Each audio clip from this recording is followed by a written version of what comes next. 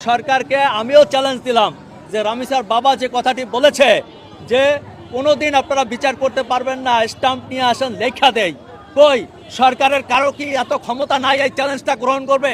আমরা যদি আজকেও প্রতিবাদ না করি, আজকেও রাস্তায় না নামি, তাহলে আমাদের প্রত্যেকের কিন্তু রামিসার বাপের মতো অবস্থা হবে। গত জানুয়ারি এবং ফেব্রুয়ারি 2 মাসে এরকম ঘটনা ঘটেছে 85টি। পৃথিবীর কোনো সভ্য দেশে এটা হওয়া সম্ভব বলে আপনারা মনে করেন? না। রাষ্ট্রীয়ভাবে আমরা বর্তমানে কোথায় পৌঁছে গেছি, কোন অবস্থায় পৌঁছে গেছি একবার খালি চিন্তা করেন।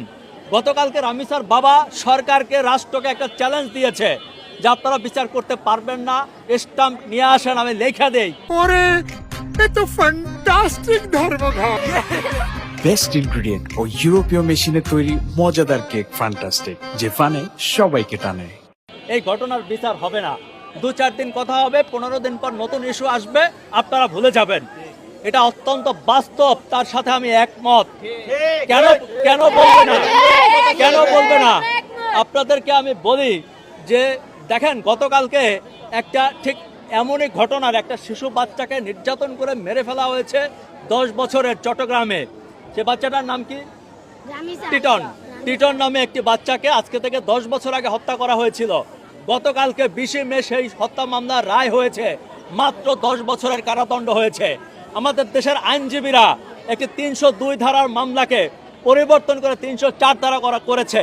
কিভাবে? 302 ধারা হচ্ছে সরাসরি হত্যা, 304 ধারা হচ্ছে যে অনির্ধারিতভাবে কিংবা অসতর্কতার সাথে এই হত্যাটি হয়েছে। আমাদের আইনজীবীরা যদি এই কাজগুলো করে তাহলে এই দেশে বিচার কিভাবে হবে? সরকারকে বলবো যে 2-1টাকে ঝুলা দেন। আপনি পৃথিবীর উন্নত দেশগুলোর দিকে তাকান, পৃথিবীর আরব দেশগুলোর দিকে তাকান, সৌদি আরব, কাতার, কুয়েত, বাহরাইন, তারা কি করছে? যারা নির্যাতন করছে, যারা ধর্ষণ করছে, প্রকাশ্যে তাদের লিঙ্গ কর্তন করছে, ফাঁসিতে ঝুলিয়ে দিচ্ছে।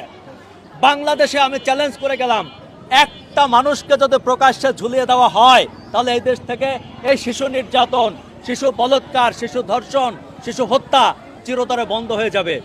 একটা উদাহরণও নাই, একটা উদাহরণও নাই আপনি দেখাতে পারবেন যে এই দেশে বিচার হয়েছে।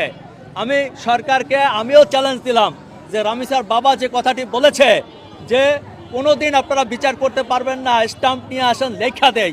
কই সরকারের কারো কি এত ক্ষমতা নাই এই চ্যালেঞ্জটা গ্রহণ করবে? আমাদের মন্ত্রীরা কোথায়? আমাদের স্বরাষ্ট্রমন্ত্রী কোথায়? তিনি এই চ্যালেঞ্জটা গ্রহণ করুক, দেখায় দেখ, আমাদেরকে দেখায় দেখ যে আমরা বিচার করতে পারি। একটা রাষ্ট্র কি এতটা দুর্বল যে একটা রামিসার বাবার চ্যালেঞ্জ দিতে পারে না? রামিসার বাবা একজন ব্যক্তি, তার সন্তান হারিয়েছে, সে চ্যালেঞ্জ দিল। সরকার কতটা দুর্ভাগ্য যে সরকার